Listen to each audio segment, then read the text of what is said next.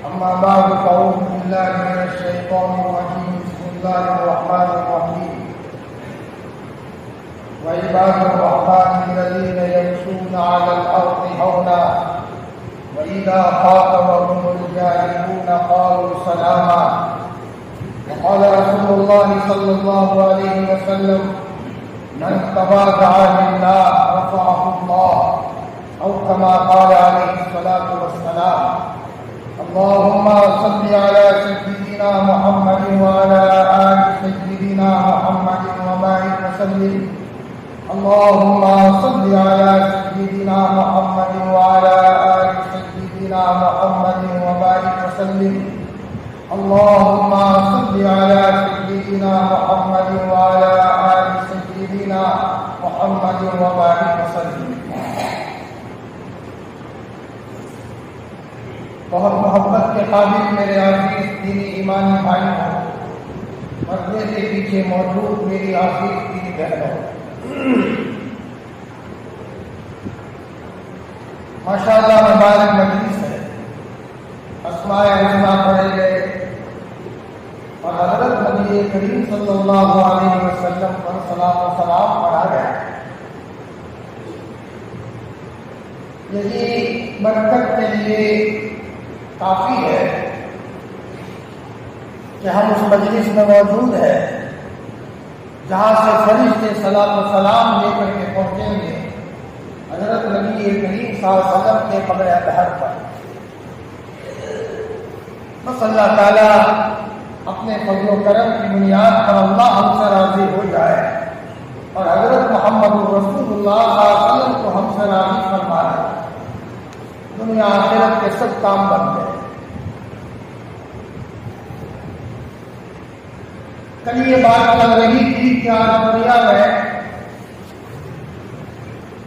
سب سوارے کس پر کرتا ہے. مکان بن جائے، زمین جاگیر بن جائے، کتاب لگ جائے، اپنے کو بنانے کی فکر نہیں کرتا.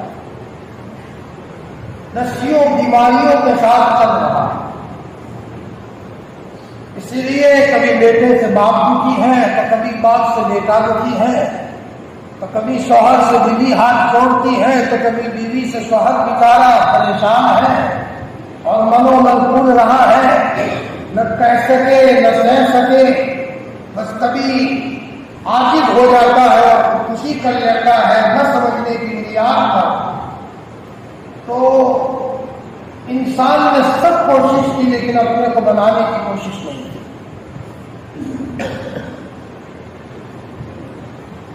اور جب انسان بن جاتا ہے تو جہاں چلتا ہے سب کو سکون ملتا ہے. ایسا باپ گھر میں ہوگا تو بچہ کہے گا میرے باپ کا کیا کہنا.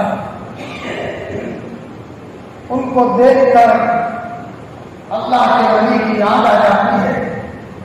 میرے ابا نے کبھی غصے میں ہمیں کوئی آرڈر نہیں کیا، بلکہ جب بھی کوئی بات کرتے ہیں تو نرمی سے کہتے ہیں.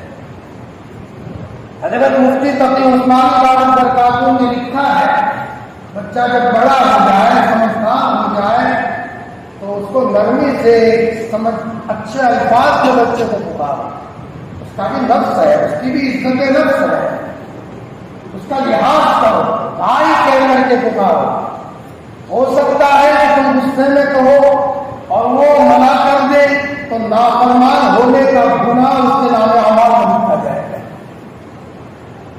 ہم باپ کے تو ہماری ذمہ داری تھی، ہم بچے کو اس انداز میں حکمت سے بات کرتے، موقع محل دیکھ کر بات کرتے تاکہ بچہ ہماری بات کو ٹالتا نہیں اور بچہ ہماری بات کو اپناتا. جو آدمی جتنا بڑا ہوتا ہے اتنا حکمت سے چلتا ہے. یکمن علمنا احمد احمد ہے. ایک من علم کو استعمال کرنے کے لیے 10 من عقل چاہیے. جب صحیح عقل ہوگی تبھی علم کا صحیح استعمال ہوگا. بانی تبلیغ حضرت مولانا محمد الیاس صاحب رحمۃ اللہ علیہ کے پاس ایک صاحب آتے تھے، چہرے پر داڑھی نہیں تھی، تو آتے رہے. حضرت نے سمجھا کہ اب میں ان کو کہہ دوں. جب کہا کہ بھائی سنت کو اپناؤ تو ان صاحب نے آگاہی کر دیا. حضرت نے فرمایا تھوڑا گرم نہیں ہوا تھا اور میں نے روٹی رکھی. موقع ہوتا ہے، حکمت کے ساتھ کام کیا جاتا ہے، تب جا کر کے وہ بات اثر کرتی ہے۔ حضرت مولانا وسیع اللہ خان جلال آبادی کا جملہ ہے، اور یہی حضرت مفتی شبیر احمد صاحب عثمانی کا بھی جملہ ہے کہ حق بات حق نیت سے حق موقع پر حق طریقے سے کہی جائے تو ضرور اثر کرتی ہے، لیکن کہنے کا انداز صحیح ہو، موقع صحیح ہو، ڈھنگ صحیح ہو تو پھر وہ بات ضرور اثر کرتی ہے۔ اور اگر بے ڈھنگے سے بات کہی جائے تو بات کو بچہ بھی ٹال دیتا ہے، اور اگر راستہ چلنے والے آدمی کو بھی پیار سے بات کرو تو وہ بات لینے کے لیے تیار ہوتا ہے۔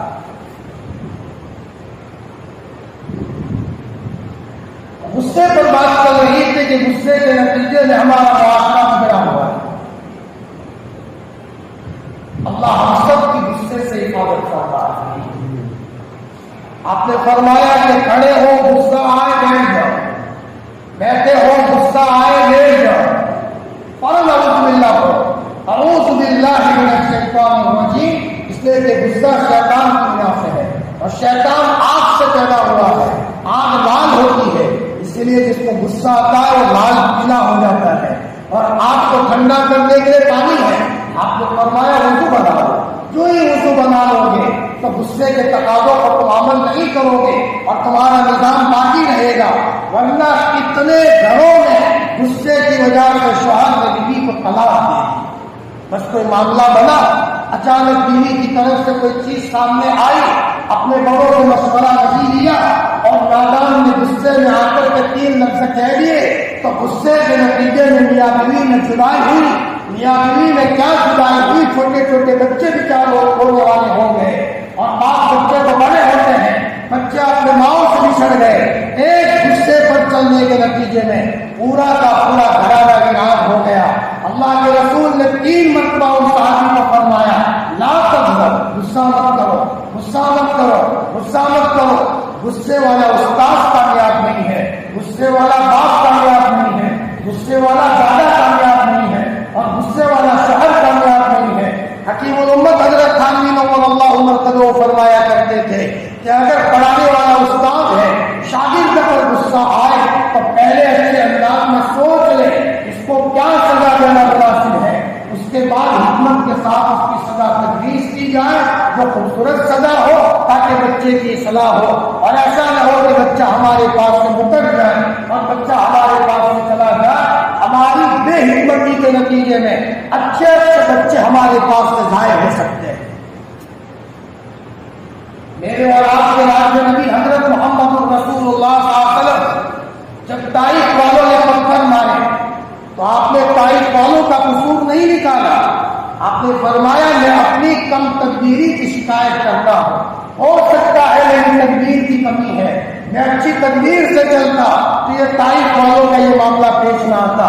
اتنا بڑا نبیوں کا سردار اپنی کمی نکال رہا ہے، اور آج ہمارا حال یہ ہے اپنی کمی نکالنے کے بجائے دوسروں کی کمیاں نکالنے کا مزاج بن گیا، جس کے نتیجے میں معاشرے کی اصلاح نہیں ہو رہی ہے۔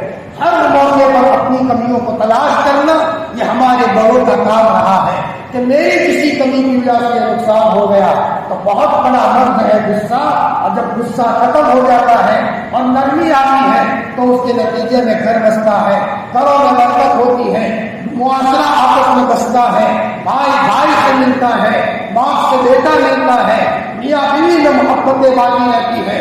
لیکن اس بیماری میں نکلنے کے نتیجے میں آج لوگوں کو احساس نہیں ہے، غصے کو لے کر چل رہے ہیں، پالتے ہیں۔ بیماری کو پالنا سمجھداری کی بات نہیں ہے۔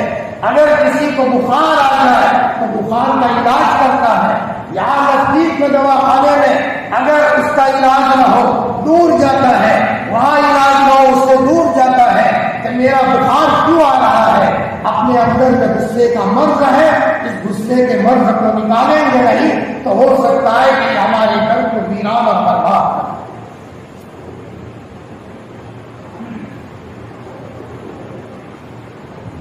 اس کے ساتھ ساتھ ایک بہت بڑی بیماری تکبر کی ہے۔ رحمان کے بندے وہ ہے جو زمین پر سکون سے چلتے ہیں۔ گھمنڈ بہت بری چیز ہے، اللہ ہم سب کی حفاظت فرما رہی ہے۔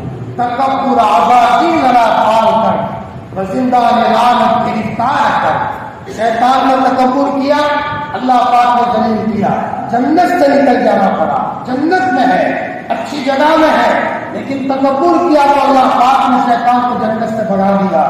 فرمایا کہ ایک آدمی بت کی پوجا کرتا ہے، مورتی کی پوجا کرتا ہے، تو وہ تو مورتی کو بڑا سمجھتا ہے، اللہ کے ساتھ شریک کرتا ہے، اور تکبر کرنے والا اپنے کو بڑا سمجھتا ہے، اپنے کو بڑا سمجھتا ہے، بہت بڑا مرد ہے۔ نبی کریم صلی اللہ علیہ وسلم نے فرمایا لا يدخل الجنة من كان في قلبه ذرة من الكبر، جس کے دل میں ذرہ برابر بھی کبر ہوگا وہ جنت میں نہیں جائے گا۔ حالانکہ ایک روایت میں ہے کہ رائی کے دانے کے برابر بھی اگر ایمان کو بچا کر کے لے گیا، اللہ پاک اس دنیا سے 10 بڑا بڑی جنت عطا فرمائیں گے۔ دونوں روایتوں کو جمع کرنے سے پتہ چلتا ہے کہ تکبر کے نتیجے میں ایمان دل سے نکل جاتا ہے۔ جس دل میں تکبر ہوتا ہے اس دل میں سے ایمان نکل جاتا ہے۔ بہت ساری روایتیں ایسی ہیں جس سے پتہ چلتا ہے کہ گناہوں کی سزا یہ ملتی ہے کہ موت کے موقع پر ایمان دل سے نکل جاتا ہے، موت کے موقع پر سزا ملتی ہے۔ فرمایا تکبر بہت زبردست مرض ہے۔ ایک روایت میں اللہ تعالیٰ فرماتے ہیں، حدیث قدسی ہے، تکبر میری چادر ہے، عظمت میری لنگی ہے، اگر کوئی اس میں شرکت کرنا چاہے گا میں اس کو جہنم کی آگ میں ڈالوں گا۔ بندے کا کام یہ ہے کہ بندہ بن کر کے رہے، چھوٹا بن کر کے رہے، گھمنڈ نہ کرے، کوئی جملہ گھمنڈ کا نہ نکلے اور کوئی الفاظ گھمنڈ کا نہ نکلے، ہمیشہ چھوٹے الفاظ بن کر کے رہے۔ اس لیے ہمارے بڑے کہا کرتے تھے، یہ نہیں کہتے تھے یہ ہمارا محل ہے، شاہی محل ہے، کہا کرتے تھے یہ ہمارا غریب کھانا ہے، ہمارا غریب کھانا ہے، تواضع کے الفاظ۔ جی یہ صاحب زادہ ہے، اس کے بجائے کہتے تھے خادم زادہ ہے، میں آپ کا خادم ہوں اور یہ میرا بچہ ہے، میں ایک خادم زادہ ہے۔ لفظ بولنے میں بھی فرق۔ چنانچہ ایک آدمی دمشق کی جامع مسجد میں کھڑا تھا، بڑا خوبصورت تھا اور اس کے چہرے پر نور ٹپکتا تھا اور ایسا حسن اللہ نے دیا تھا جیسا کہ چاند اس کے چہرے پر کھیل رہا ہو۔ کسی نے کہا واہ تم تو بڑے حسین اور جمیل ہو، وہ گھمنڈ میں آ گئے اور انہوں نے کہا میں تو ایسا حسین ہوں کہ قدرت بھی حیران ہے۔ علیاذ باللہ تکبر کا جملہ نکل گیا، اس جملے نے اس کا پیچھا کیا اور وہ آدمی چھوٹا ہونے لگا، چھوٹا ہونے لگا، چھوٹا ہونے لگا اور بالغ کے برابر ہو گیا اور اس کا ساتھی اپنی آستین میں لے کر گھر گیا، اس کے گھر پر گیا۔ اللہ ہم سب کی حفاظت فرمائے۔ آج تو ہمارا حال باپ کے سامنے تکبر، ماں کے سامنے تکبر، استاد کے سامنے تکبر، اس سے برکتیں نہیں ملتی۔ عالم ربانی حضرت گنگوہی رضی اللہ عنہ، ان کے پاس حضرت شیخ رحمۃ اللہ علیہ جنہوں نے فضائل اعمال لکھی ہے، ان کے والد مولانا یحییٰ پڑھتے تھے، ذہین تھے، بلا کے ذہین تھے، غضب کا حافظہ اللہ نے دیا تھا اور حضرت گنگوہی ان سے محبت کرتے تھے، بہت نیک طالب علم تھے۔ عید کے دن بھی گھر نہ جائے تو ان کی والدہ نے خبر بھیجی حضرت گنگوہی پر، حضرت والا میرا بچہ عید کو بھی نہیں آتا کہ سبق چھوٹ جائے گا۔ تو مولانا یحییٰ نے حضرت گنگوہی نے کہا بیٹے یحییٰ آپ کی اماں نے خبر بھیجی ہے، بیٹا گھر ہو آؤ، اب کی مرتبہ عید کر کے آؤ، میں سبق نہیں پڑھاؤں گا۔ حضرت نے سبق بند کر دیا ان کی وجہ سے۔ ایک بہار یا بنگال کا طالب علم تھا جو ان کے پڑوس میں بیٹھتا تھا، وہ بھی ذہین تھا، اس کو غصہ آیا کہ ان کی وجہ سے سبق حضرت نے نہیں پڑھایا اور سبق بند کر دیا۔ جب حضرت گنگوہی آئے، جب حضرت مولانا یحییٰ آئے، سبق پڑھانا شروع کیا تو وہ بنگالی طالب علم نے منہ میں بڑبڑایا، یعنی یوں کہا سبق روک دیا اور اب تک سبق نہیں پڑھایا، اب پڑھا رہے ہو۔ تو حضرت گنگوہی نے فرمایا کیا کہا؟ بس اتنا کہا، سامنے والے کو گھمنڈ کو دیکھ کر حضرت نے فرمایا کیا کہا؟ حضرت ناراض ہو گئے، اس آدمی کا ذہن دب گیا، کمزور ہو گیا، ذہن چلتا ہی نہیں، پاگل ہو گیا اور ایسا پاگل ہو گیا کہ گنگوں کی گلیوں میں ایک مرا ہوا کوا اپنی لکڑی کے اوپر باندھ کر کے گھومتا تھا، کوا حلال ہے یا حرام ہے، کوا حلال ہے یا حرام ہے، جیسے پاگل بات کرتے ہو۔ سب لوگ کہہ رہے تھے حضرت گنگوہی کی بددعا نے ان کو تباہ اور برباد کر دیا۔ اللہ ہم سب کو تکبر سے حفاظت فرمائے۔ سب بیماریوں کی جڑ تکبر ہے۔ تکبر ہے تو حسد ہے، جلن ہے، میں بڑا ہوں تو بڑا بنا، حسد ہو رہا ہے۔ اور جب تکبر نہیں ہوگا تو سب پر پیار ہوگا۔ تکبر ہے تو غیبت ہے، تکبر ہے تو تانا دینا ہے، تکبر ہے تو ظلم ہے۔ ساری بیماریوں کی جڑ تکبر ہے۔ اور اگر آدمی نیک بننا چاہے اپنے آپ کو چھوٹا بنا لے، چھوٹا بنا لے۔ ہماری کیا حیثیت، ہم سب کی کیا حیثیت۔ حضرت محمد رسول اللہ صلی اللہ علیہ وسلم اتنے بڑے مقام پر تھے، لیکن کھانا کھاتے تھے اکڑو بند کر کے بیٹھتے، فرماتے تھے انا آکل کما یاکل العبد، میں اس طرح کھاتا ہوں جیسے ایک غلام کھاتا ہے۔ کبھی کبھی کہا کرتے تھے میں اس ماں کا بیٹا ہوں جو سکھا ہوا گوشت کھایا کرتی تھی، جو سکھا ہوا گوشت کھایا کرتی تھی، میں غریب ماں کا بیٹا ہوں۔ یہ اللہ کے رسول فرماتے تھے کیبل والے کپڑے پہن لیتے تھے، گدھے پر سواری کر لیتے تھے، کھچر پر سواری کر لیا کرتے تھے۔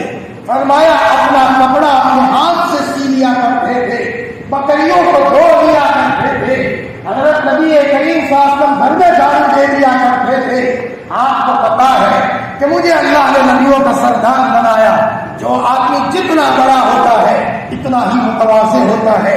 اور روایت میں اللہ نے فرمایا من تواضع للہ رفعہ اللہ، جو آدمی جتنا چھوٹا بنے گا، حدیث میں آتا ہے ایک فرشتہ اس کی پیشانی کے بال پکڑ کر اونچا کرتا ہے، وہ چھوٹا نہیں ہے، اللہ تجھے بڑے مقام تک پہنچائیں گے۔ یہ چھوٹا بنتا ہے اور اللہ فرشتے کے ذریعے سے اس کی چوٹی کے بال کو پکڑ کر بڑے سے بڑے مقام تک اللہ پہنچاتا ہے۔ حضرت نبی کریم صلی اللہ علیہ وسلم اتنے متواضع تھے، یوں بیٹھتے تھے، دو پاؤں کھڑے کیے اور ہوا بنا کر کے بیٹھتے۔ ایک مرتبہ آپ ایک مجلس میں بیٹھے اور ایک عورت آئی، اس نے آج تک اللہ کے رسول کو نہیں دیکھا تھا۔ پوچھا کہاں ہے اللہ کے رسول؟ کہ وہ سامنے بیٹھے ہوئے اللہ کے رسول ہے۔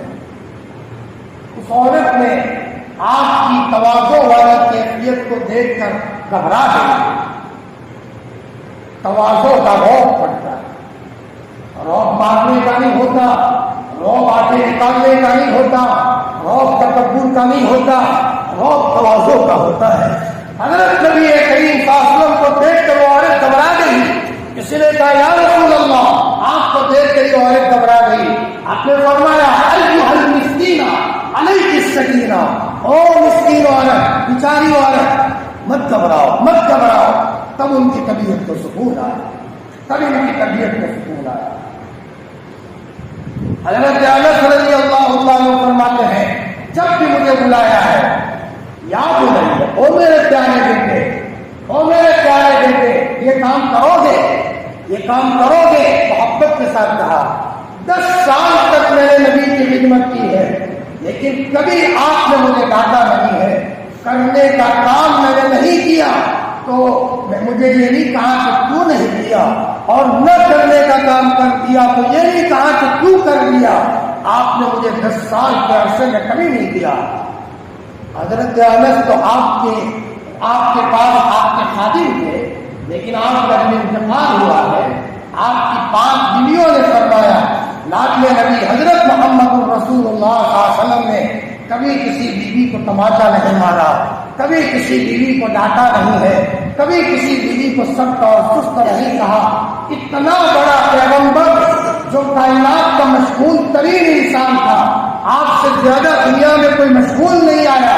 فرمایا 9 بیویاں آپ کی تھی اور کتنے جھمیلے آپ کے پیچھے لگے ہوئے تھے، لیکن کبھی بھی آپ علیہ السلام نے کسی بیوی کو نہیں ڈانٹا، بلکہ ایک موقع پر آپ علیہ السلام حضرت عائشہ کے گھر میں تھے اور حضرت صفیہ کے وہاں سے کوئی کھانے کا آیا اور سوتنوں کو آپس میں تھوڑا سا دل میں ہوتا ہے تو تو اچھا کھانے کا حضرت صفیہ نے بھیجا. حضرت عائشہ کو غیرت آئی تو حضرت عائشہ نے آنے والی خادمہ کے ہاتھ پر یوں تماچا مارا، یوں ہاتھ مارا تو رکابی نیچے گر گئی، پلیٹ نیچے گر گئی، کھانے کی چیزیں نیچے بکھر گئی. فرمایا اور حضرت عائشہ رضی اللہ تعالیٰ کو بھی شرمندگی ہوئی، لیکن آپ نے حضرت عائشہ کو تماچا نہیں مارا، ڈانٹا نہیں، بلکہ آپ علیہ الصلوۃ والسلام نے ان چیزوں کو رکابی میں جمع کیا اور آپ نے خادمہ کو کہا تمہاری ماں کو غیرت آ گئی اس لیے گیا کہ اس طریقے سے ہاتھ مارا تھا. یہ آپ علیہ الصلوۃ والسلام کے کمال اخلاق. حضور تو حضور ہے، حضور کے غلاموں کے غلام حضرت ڈاکٹر عبدالحی صاحب عارفی رحمۃ اللہ علیہ، حکیم الامت حضرت تھانوی کو خلفاء میں سے گزرے ہیں. ایک مرتبہ فرمایا کہ شادی ہونے سے لے کر اب تک میرا بڑھاپا آ گیا، الحمدللہ میں نے بیوی کو آرڈر دے کر کوئی کام نہیں بتایا، ماننا تو دور کی بات ہے. لوگوں نے جا کر کے پیرانی صاحبہ کو پوچھا تو پیرانی صاحبہ نے کہا میرے حضرت کا ایسا ہی معاملہ ہے، کبھی آرڈر دے کر کوئی کام نہیں بتایا. لیکن ہم سمجھ جاتے ہیں کہ حضرت کو یہ ضرورت ہے تو ہم ان کی خدمت میں یہ پیش کر دیتے ہیں. میرے بھائیوں، آج ہمارا معاملہ یہ ہے کہ تکبر اندر میں گھسا ہوا ہے، جس کے نتیجے میں بڑے بھائی سے لڑائی ہے، باپ سے لڑائی ہے. کبھی چھوٹا بچہ اپنے باپ کے سامنے ضد پکڑتا ہے اور ضد میں اپنے باپ کا کہا نہیں مانتا. حکیم الامت حضرت تھانوی نور اللہ مرقدہ نے لکھا ہے ضد یہ تکبر کی چھوٹی بہن ہے. تکبر جیسے خراب چیز ہے، ضد یہ بھی بڑی خطرناک چیز ہے. اور اسی تکبر کے نتیجے میں بہت سارے لوگوں نے اچھی نوکریاں چھوڑ دی، بہت سارے لوگوں نے اچھی اچھی جگہیں چھوڑ دی. اگر تواضع ہوتی، معافی مانگ لیتے، بھول ہو گئی، اسی جگہ پر ان کو استقامت نصیب ہو جاتی اور ہو سکتا ہے کہ وہاں رہتے رہتے ان کی ترقی ہوتی. لیکن تکبر کے نتیجے میں یہاں نہیں ٹک پائے، وہاں نہیں ٹک پائے، یہ چھوڑا وہ چھوڑا اور پریشان. اور اگر تواضع ہوتی تو اس کے نتیجے میں ایک جگہ پر استقامت نصیب ہوتی، اور جب استقامت ہوتی تو برکتیں نصیب ہوتی. اپنی زندگی میں یہ صفت لانے کے لیے ہمارے اکابرین نے کتنی کوشش کی ہے. ہمارے اسلاف ایک صفت کو اپنی زندگی میں لانے کی کوشش کرتے تھے. انسان ایسے ہی نہیں بنتا. ایک جاب حاصل کرنے کے لیے اور ایک نوکری حاصل کرنے کے لیے آدمی کتنی محنت کرتا ہے تو اپنے کو انسان بنانے کے لیے اور ساری بیماریاں اپنی زندگی سے نکالنے کے لیے اگر ہزاروں سال بھی محنت کر کے بیماری نکل جائے سستا سودا ہے. حاجی امداد اللہ صاحب فرماتے تھے اگر محنت کرتے کرتے مرنے سے پہلے ایک سجدے کا مزہ پا لیا ہماری زندگی کی محنت وصول ہے. ایک مرتبہ سجدے کا مزہ پا لیا زندگی بھر کی محنت وصول ہے. ہمارے اکابرین نے کتنی محنت کی ہے. حاجی امداد اللہ صاحب نور اللہ مرقدہ ہمارے اکابرین میں بہت بڑے مانے جاتے ہیں. سب صفتیں اپنے اندر میں الحمدللہ پیدا کی. اب ان کو اپنی زندگی میں توکل لانا تھا. توکل کا مطلب اللہ کی ذات پر بھروسہ، اللہ ہی کرتا ہے. اس صفت کو اپنی زندگی میں لانا تھا. تو حاجی امداد اللہ صاحب رحمۃ اللہ علیہ حرمین شریفین کا سفر کیا، مکہ مدینے کا سفر کیا. پانی کے جہاز کا سفر ہوتا تھا. جب پانی کے جہاز میں بیٹھے لوگ ملنے والے تھے، انہوں نے حضرت کو راستے میں کھانا کھلایا، حضرت نے کھا لیا.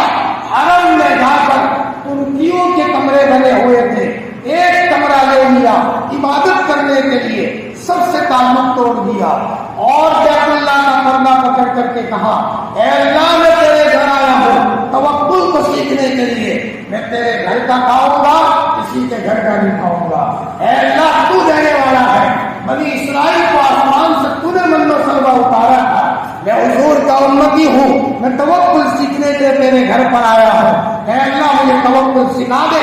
آج امداد اللہ صاحب کمرے میں داخل ہو گئے، قرآن پڑھ رہے ہیں، ذکر کر رہے ہیں، استغفار کر رہے ہیں، درود شریف پڑھ رہے ہیں اور اللہ کو کہہ رہے ہیں. ادھر بڑھاپا آ گیا ہے، بدن بھی کمزور ہو گیا ہے، لیکن اللہ کو کہہ رہے ہیں اللہ نماز آ گئی، ذکر آ گیا، توکل لینے کے لیے تیرے دربار میں آیا ہوں. تیرے دربار سے لینا مجھے سیکھنا ہے.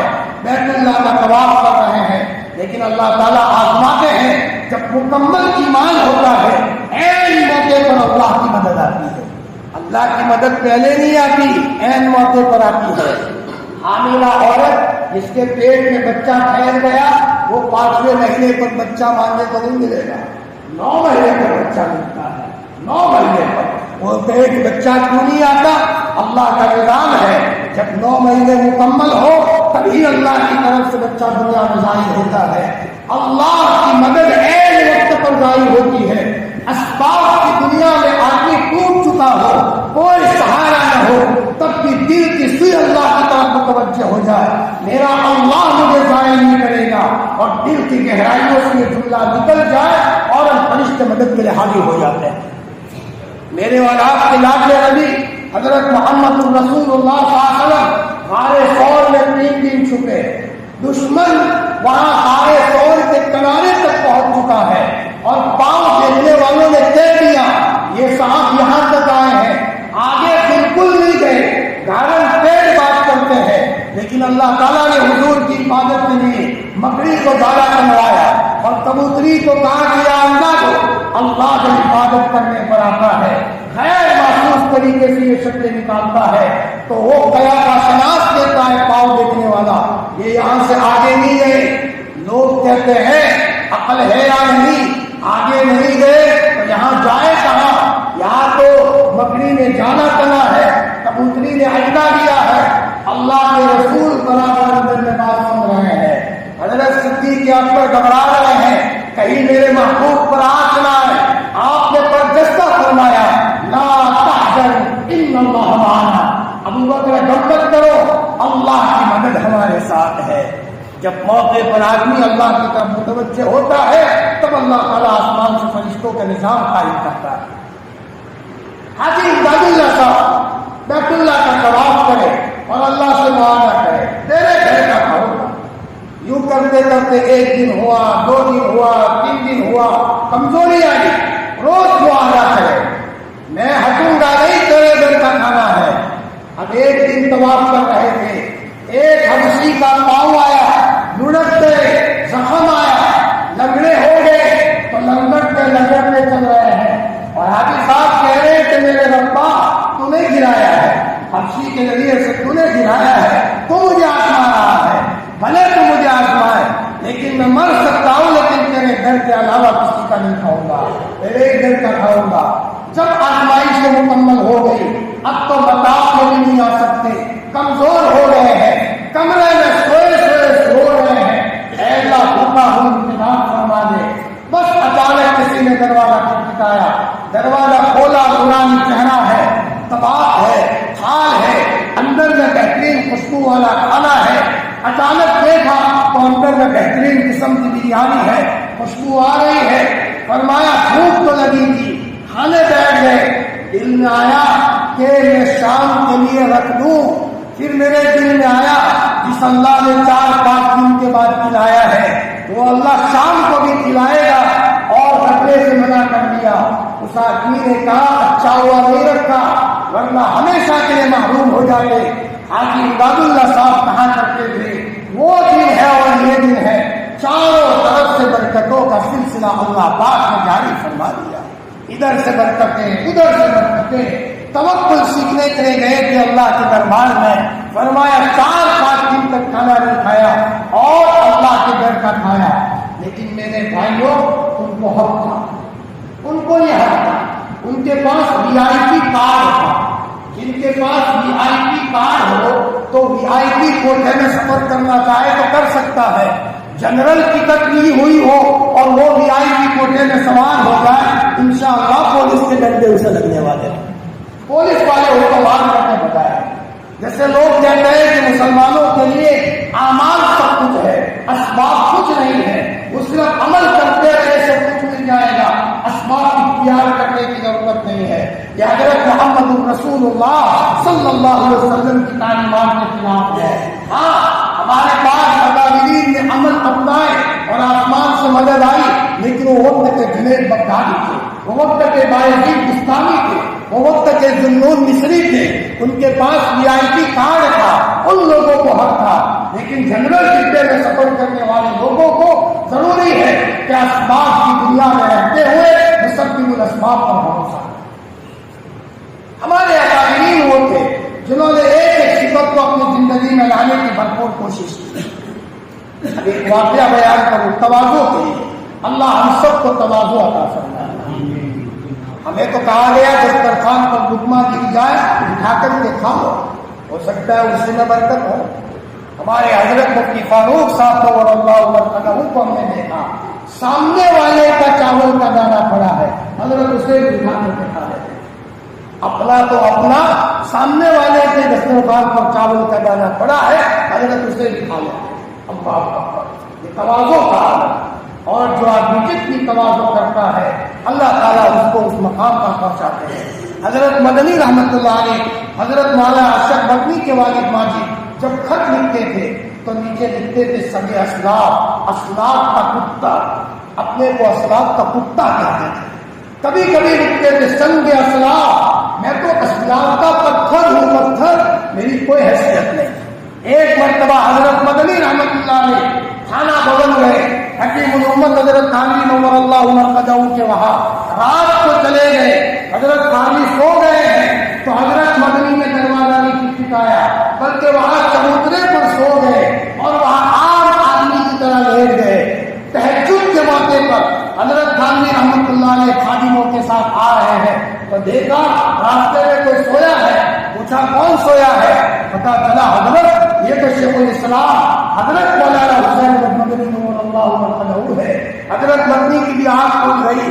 حکیم حضرت خانوی نے فرمایا حضرت مولانا مدنی صاحب، حسین احمد صاحب، آپ نے ہمیں نہیں اٹھایا. فرمایا میری کیا مجال، آپ اللہ کے ولی کو میں تکلیف دوں، میں تو وہی بہتر ہے کہ میں وہی پڑھا رہا ہوں. حضرت مدنی نے فرمایا تواضع اپنی زندگی میں لائے تھے، اللہ نے کہاں تک پہنچایا تھا. اور تواضع لانے کے لیے کبھی کبھی جوتیاں صحیح کرنی پڑتی ہے. تواضع لانے کے لیے کبھی مسجد کے استنجا خانے صاف کرنے پڑتے ہیں. تواضع لانے کے لیے کبھی کسی غریب کے گھر کی صفائی کرنی پڑتی ہے. تواضع لانے کے لیے کبھی بیواؤں کے گھر میں جھاڑو دینا پڑتا ہے. حضرت صدیق اکبر رضی اللہ عنہ جب خلیفہ بنے تو اس سے پہلے بیواؤں کے گھروں کی انگلیاں دھو لیا کرتے تھے، بکریاں دھو لیا کرتے تھے. تو کسی نے کہا ابو بکر اب تو تم خلیفہ بن گئے ہو، امیر المسلمین بن گئے ہو، اب تو تم ہماری انگلیوں کو نہیں دو گے. صدیق اکبر نے فرمایا ابو بکر پہلے بھی ابو بکر تھا اور آج بھی ابو بکر ہے، آج بھی میں بیواؤں کی گھروں کی انگلیوں کو دھوؤں گا. صدیق اکبر کو پتا تھا جب تک تواضع اندر میں نہیں آئے گی وہاں تک ابو بکر کو عبادت میں دل نہیں لگے گا اور اندر کا گھمنڈ ختم نہیں ہوگا. ایک مرتبہ دارالعلوم دیوبند میں بنگیوں نے ہڑتال کر دی اور بنگیوں نے استنجا خانے صاف کرنے سے ہڑتال کر دی، ہم استنجا خانے صاف نہیں کریں گے. اور دیوبند میں بیت الخلا جو ہوتے تھے وہ ڈبوں میں ہوتے تھے، باقاعدہ کنویں نہیں بنائے جاتے تھے. ڈبا بھر جائے جنگل میں پھینکاؤ، ڈبا بھر جائے جنگل میں پھینکاؤ، کیونکہ پانی بہت قریب تھا، تھوڑا سا بھی کھودو تو پانی آ جائے، اس لیے بیت الخلا میں ڈبے رکھے جاتے تھے. اب حضرت وہاں قاری پیر صاحب رحمۃ اللہ علیہ سب بچوں کو جمع کیا. بچوں کھڑے ہو جاؤ، مدرسے کا استنجا خانہ کون صاف کرے گا، بیت الخلا کون صاف کرے گا؟ کون نام لکھا؟ سب خاموش ہے. مسجد صاف نہیں کرنا، بیت الخلا صاف کرنا ہے. کوئی نام نہیں لکھا رہا، سب خاموش. کسی نے کہا حضرت مجلس ختم کرو، کوئی اللہ کا نیک بندہ ہوگا وہ استنجا خانہ صاف کر دے گا. قاری پیر صاحب نے مجلس کو ختم کیا. اس رات کو دیکھا استنجا خانے صاف، 10 استنجا خانے تھے اس موقع پر. دوسرے دن دیکھا کہ استنجا خانے صاف. کسی نے کہا کہ حضرت استنجا خانے صاف ہوتے ہیں. قاری پیر صاحب رحمۃ اللہ علیہ نے فرمایا کوئی نیک اور مخلص آدمی ہے، تلاش کرو، اسی کی وجہ سے ہمارے مدرسے کا نظام چلتا ہے. تلاش تو کرو یہ ہے کون، ایسا نیک بندہ ہمارے مدرسے میں کون ہے، کون سا طالب علم ہے. 2-3 بچوں کو جاسوس بنایا، CBI بنایا، چپکے بٹھا دیا کہ رات کو جب یہ ڈبے پھینکے تو تلاش کرو کہ یہ ہے کون. تو پہلی رات کو ایک صاحب آئے، چادر ڈالی ہوئی، ایک ڈبہ پھینکا، دوسرا ڈبہ پھینکا، 10 ڈبے پھینکنے تک بچوں نے غور سے دیکھا، لیکن پتہ ہی نہ چلے کہ کون ہے۔ دوسرے دن محکم صاحب کو بچوں نے کہا حضرت پتہ نہیں چلا یہ کون ہے۔ فرمایا بیٹا دوسرے دن دیکھو، دوسرے دن دیکھا پتہ نہیں چلا۔ فرمایا کہ اب کے تو زبردستی معلوم کرو کہ کون ہے۔ تو تیسرے دن 9 ڈبے پھینکے، وہاں تک پتہ نہیں چلا۔ جب 10واں ڈبہ اٹھایا سب بچے جمع ہو گئے اور یوں کہا کہ بتاؤ تم کون ہو، تم کون ہو بتاؤ، اپنا نام تو بتاؤ۔ انہوں نے کہا بھائی اللہ کے واسطے مجھے معاف کر دو، لیکن بچے تو ضدی ہوتے ہیں۔ کسی بچے نے چادر کو کھینچا، جب چادر کھینچی تو وہ ڈبہ چھلکا اور ان صاحب کے کپڑوں کے اوپر وہ گلا تک گری۔ جب چادر ہٹی تو پتا چلا شیخ الاسلام حضرت مولانا حسین احمد مدنی حضرت مولانا ارشد مدنی کے دامت کے والد ماجد مولانا حسین احمد مدنی تھے۔ حضرت مدنی نے گائے مار کر رونا شروع کیا، میرے بچوں، میرے اور میرے اللہ کے درمیان کا راستہ اور تم نے فاش کر دیا۔ بچوں اللہ کا واسطہ، اگر تم میرے پاس حدیث پڑھتے ہو، پاک حدیث کی عظمت کا واسطہ، اور اگر تم مجھ سے بیٹھ ہو تو مبارک سلسلوں کا واسطہ، میرا اللہ کسی کو مت بتانا کہ میرے اور میرے اللہ کے درمیان کا راستہ۔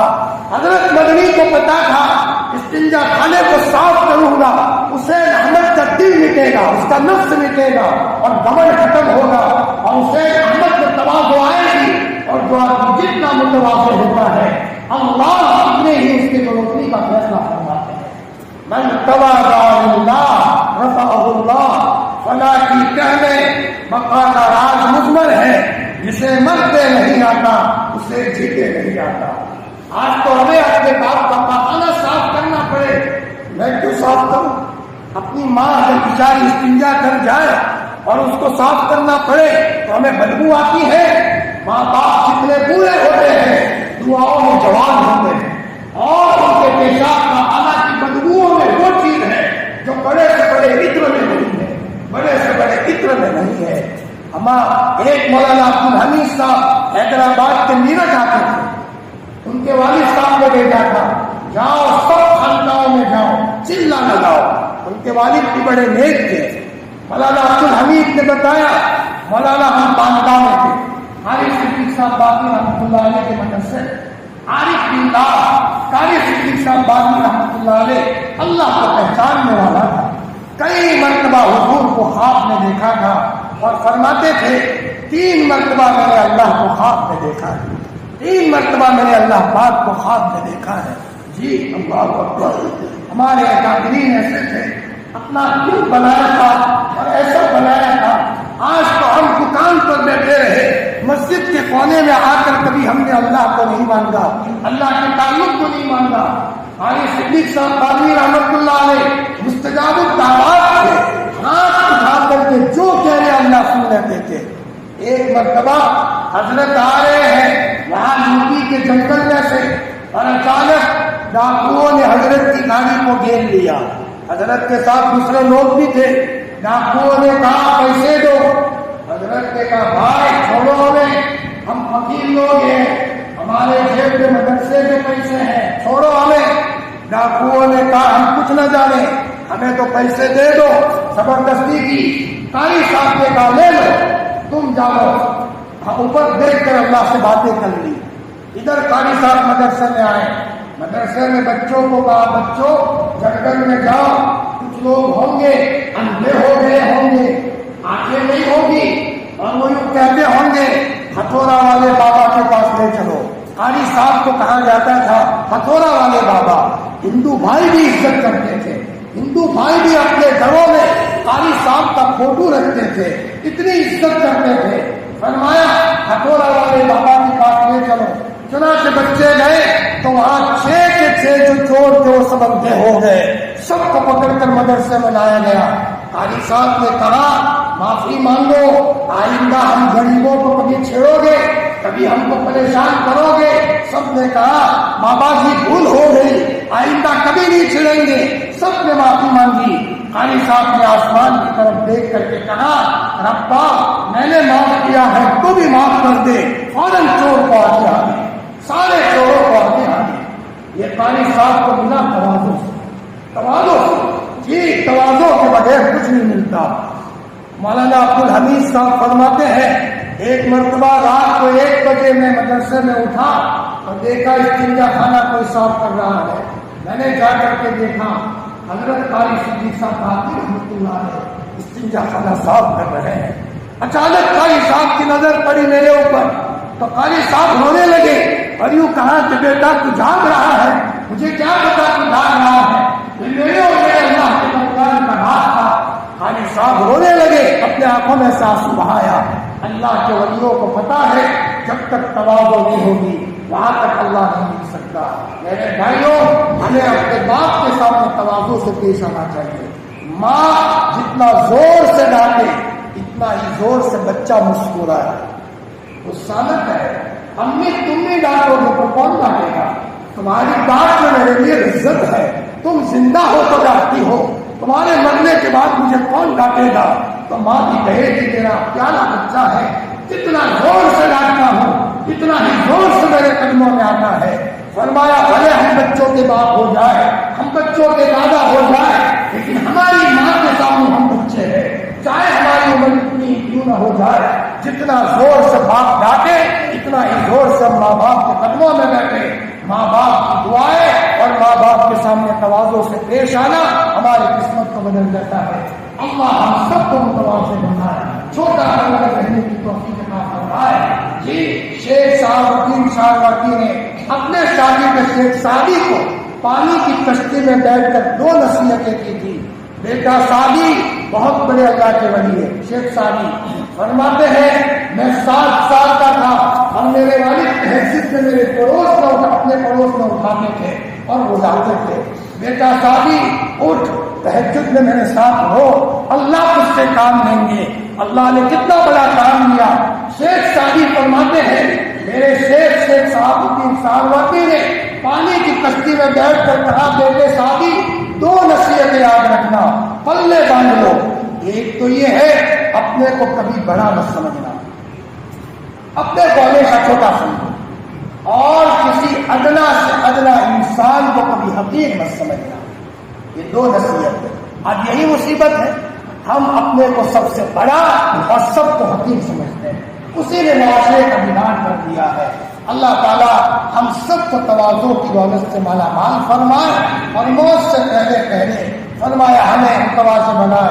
ہمارا نبی اپنی دعاؤں میں کہا کرتا تھا اللہ میں عبد وقت عبد وقت امتی، اے اللہ میں تیرا غلام ہوں، تیرے غلام کا بچہ ہوں، تیری باندی کا بچہ ہوں، میری پیشانی تیرے قبضے میں ہے۔ کیا متواضعانہ الفاظ ہوتے تھے حضرت محمد رسول اللہ صلی اللہ علیہ وسلم۔ اللہ پاک ہم سب کو ان باتوں پر عمل کرنے کی توفیق عطا فرمائے۔ کل غصے کے تعلق سے بات آئی تھی، غصے کو دور کرنے کے لیے کم از کم یہ سوچیں کہ میں غصے کو اگر دور کروں گا، غصے پر عمل نہیں کروں گا، کل اللہ تعالیٰ جنت کی حور سے میرا انکار فرمائیں گے۔ دوسرا ہے کہ جتنا میں سامنے والے پر قادر ہوں اس سے زیادہ میرا اللہ میرے اوپر قادر ہے، لہذا غصے سے ماروں گا میرا اللہ مجھے مارے گا، میری کھوپڑی ٹوٹ جائے گی، فوراً غصہ کنٹرول میں آئے گا۔ تکبر کا علاج یہ ہے کہ آدمی جان بوجھ کر چھوٹوں کے ساتھ رہے، غریبوں کے ساتھ رہے، بیواؤں کی قدر کرے، چھوٹے یتیموں کے سروں پر ہاتھ پھیرے۔ چھوٹا پن آتا ہے، چھوٹا بننا آتا ہے۔ حضور اپنی دعاؤں میں کہا کرتے تھے اللہم احیینی مسکینا وامیتنی مسکینا واحشرنی فی زمرۃ المساکین۔ اور بانی تبلیغ مولانا الیاس صاحب رحمۃ اللہ علیہ تواضع لانے کے لیے ان لوگوں کے ساتھ کھانے بیٹھتے تھے جن کو کھاتے بھی نہیں آتا تھا۔ جب کھاتے تھے تو یہاں داڑھی پر کھانا گرتا تھا اور تھال میں بھی کھانا گرتا تھا، کوئی فاصلہ نہ بیٹھے، ان کے پاس جا کر کے مولانا الیاس صاحب بیٹھتے تھے۔ مولانا الیاس صاحب جانتے تھے کہ مجھے تواضع لانی ہے، فرمایا تواضع یا ایسی جگہوں پر ملا کرتی ہے۔ اللہ یا رب الحمد ہمارے مقیم جلال وجهك والعظیم سلطان جزا اللہ علی محمد صلی اللہ علیہ وسلم بما هو اهله اللهم صل على محمد في الاولاد وصل على محمد في النساء وصل على محمد في القبور ربنا آتنا في الدنيا حسنة وفي الآخرة حسنة وقنا عذاب النار۔ اے اللہ پاک ہم تیرے بندے بندیاں تیرے دربار میں حاضر ہیں، تو دیکھ تو صحیح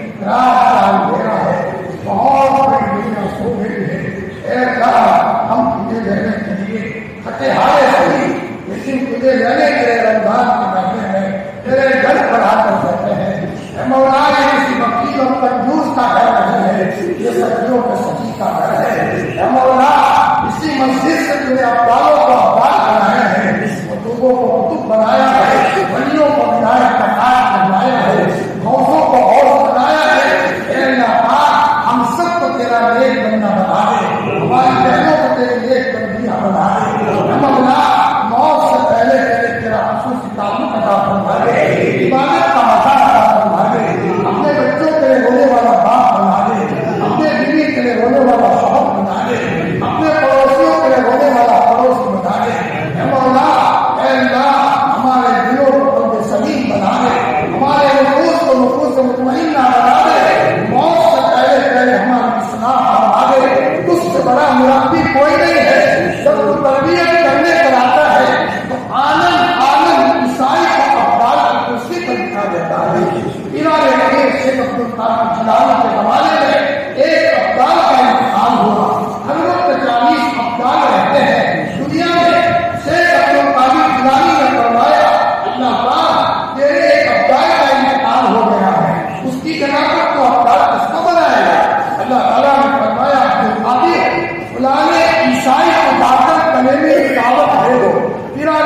شیخ عبد القادر جیلانی گئے، ایک عیسائی کو جا کر، جو عیسائی پادری تھا، اسلام کی دعوت دی، اس نے اسی وقت کلمہ پڑھا اور اسی وقت اللہ پاک، تو نے اس کی روحانیت کو کتنا عام کر دیا جو اسی وقت ابدال کی کرسی پر بٹھا دیا۔